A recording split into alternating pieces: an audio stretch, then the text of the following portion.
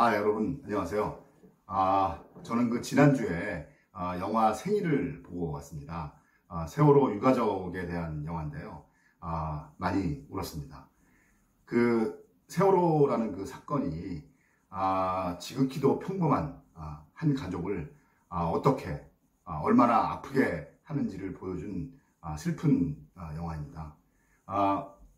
세월호 유가족의 슬픔, 정신적인 고통과 불안, 그 다음에 심지어 유가족의 이웃, 살아남은 친구들이 겪어야 하는 물질적, 정신적인 피해, 그 다음에 그 사람들의 알 수 없는 죄책감, 비애, 이런 거를 잘 보여주는 영화입니다.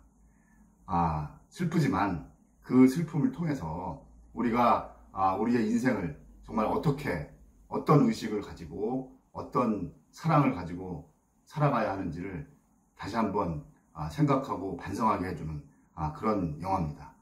여러분도 시간 되시는 대로 꼭 한번 보시기 바랍니다. 세월호는 사실 저의 인생을 바꾸어 놓을 만큼 큰 사건이었습니다. 여러분 제가 요즘에 정치 시사에 대한 영상들을 많이 올리고 있는데요. 사실 저는 세월호 이전에는 정말 평범한 시민이었고요. 제가 정치 이런 거를 하겠다 이런 생각을 한 번도 해본 적도 없고요. 지금도 없지만 그렇지만 그 전에는 정치에 이렇게까지 큰 관심은 없었습니다. 그런데 우리가 정치에 무관심하게 되면 정말 엉터리 같은 정치인들이 우리를 지배를 하고 그러면 우리의 삶이 정말 하루아침에 무너진다.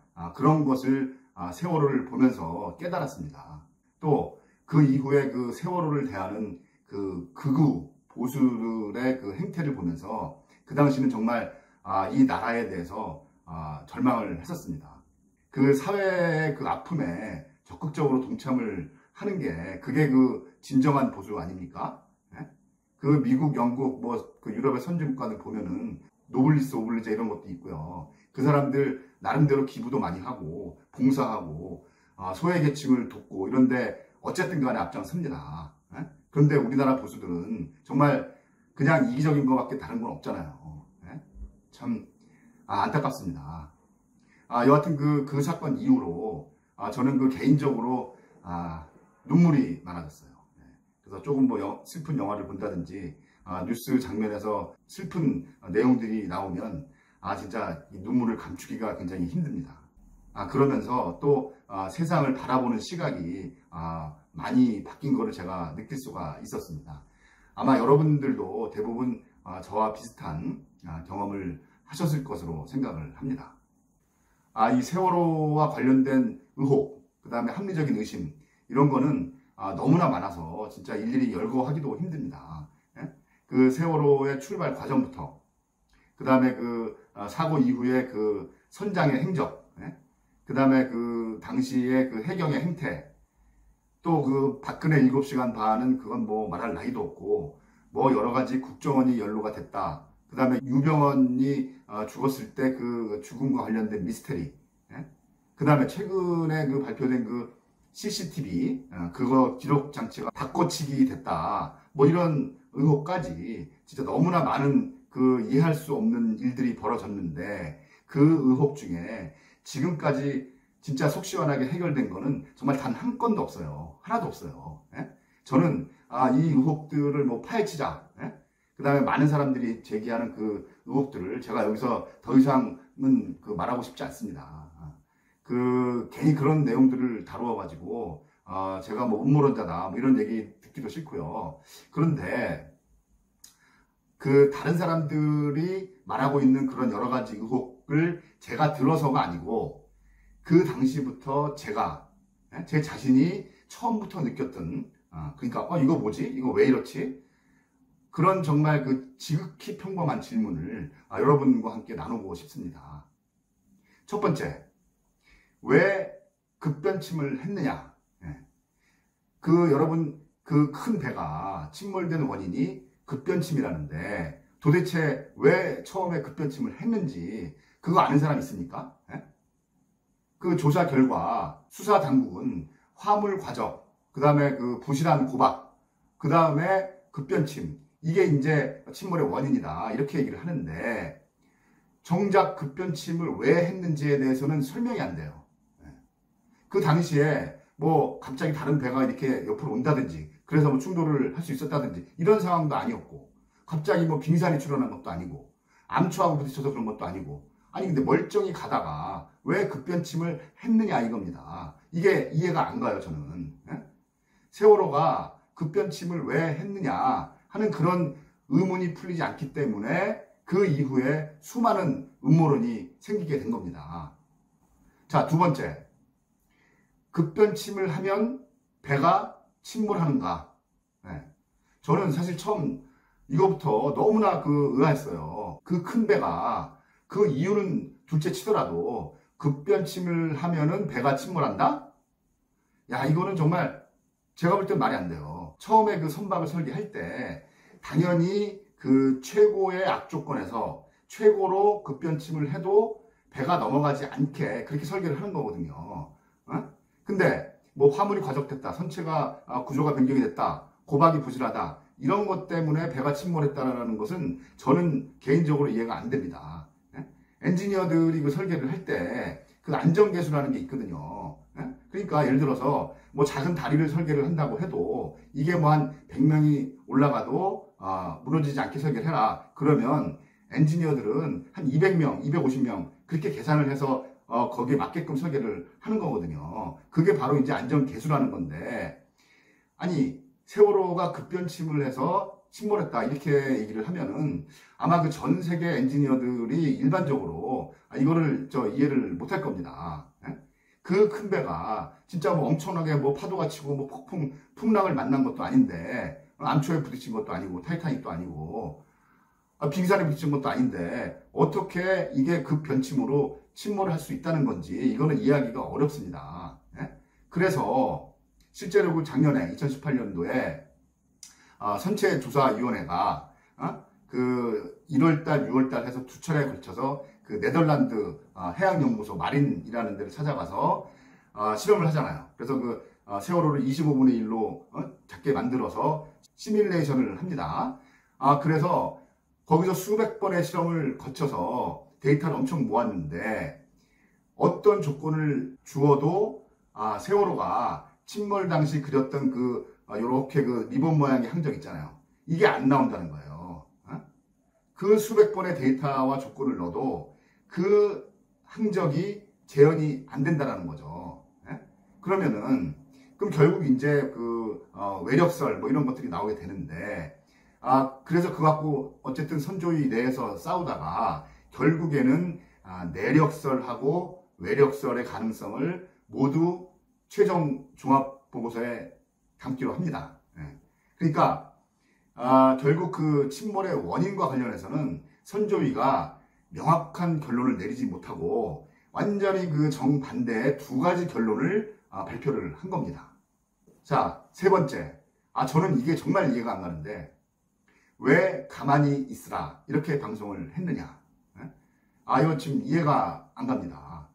그 2014년 4월 16일 오전 8시 49분부터 배가 기울어지기 시작합니다. 그래서 완전히 이제 침몰이 된 게 10시 30분이니까 101분 동안, 그러니까 1시간 41분 동안의 시간이 있었거든요. 그 재판 과정에서 모두 탈출하는데 9분이면 된다, 이런 게 발표가 되고요. 다른 그 전문가들의 보고서에도 보면은 퇴선 명령을 했으면 전원이 탈출하는데 5분 걸린다, 또 어떤 사람은 6분 17초 걸린다, 뭐 이렇게 계산도 하고 막 그래요. 그런데 무려 13번이나 반복된 현재 위치에서 움직이지 마세요, 이 방송이 결국은 10시 14분 이후에도 계속 나온다는 거죠.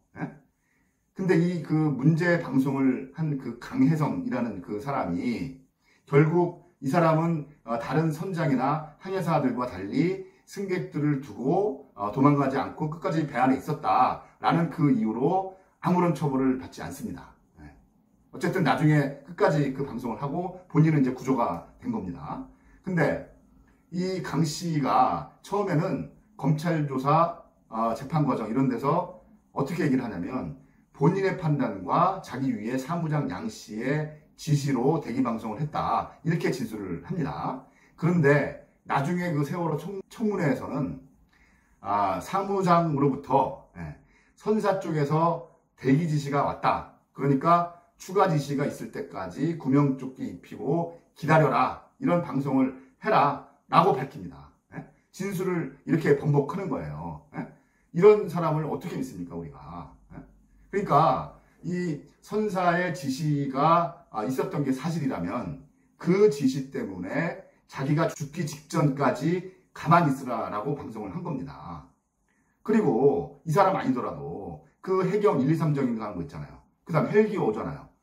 이 해경 정에서 그 다음에 헬기에서 그 자기네들 그 자체 스피커로 방송을 할 수가 있었는데 왜 도대체 안 한 겁니까?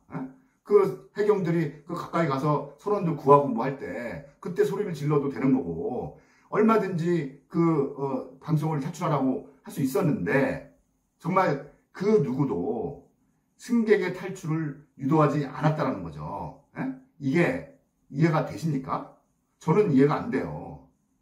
그 다음에 그 이후에 정말 또 말이 안 되는 게 그래서 그 특조위라는 게 생기고 그 특조위 1기 때 여러분 아시겠지만 그 온갖 방해를 일삼았던 그 유명한 황전원이라는 사람이 요번에 또 특조위 2기에 또 들어갔어요. 야당 추천으로. 자한당 정말 이 사람들 벌써 이미 그 세월호 특조위 1기 때 그거를 조직적으로 방해한 혐의로 그 당시 청와대에 있던 이병기, 조윤선, 안종범 이런 사람들은 그 건으로 불구속 기소가 됐고 그 다음에 당시에 그 해수부 장관, 차관 이 사람들도 다 조직적으로 방해했다 이런 혐의로 구속 기소돼서 지금 재판 중입니다. 그런데 이 상황에서 황전원을 또 추천한다는 게 이게 말이나 됩니까?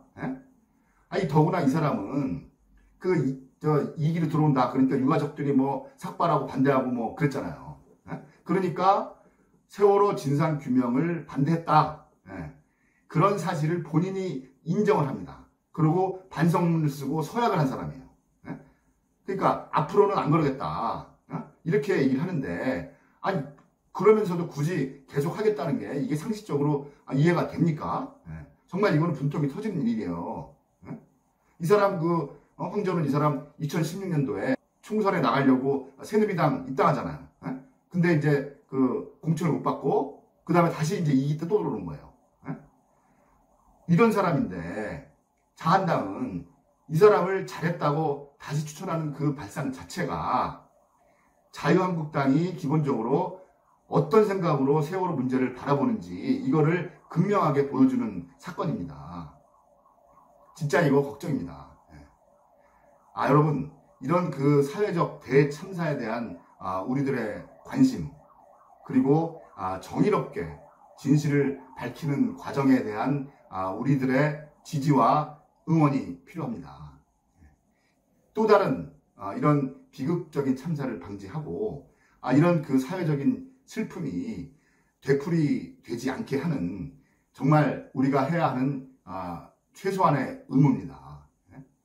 우리 모두 끝까지 관심을 놓지 말고 적극적으로 지켜보아야 합니다.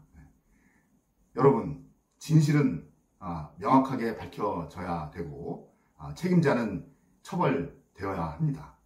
이번에는 반드시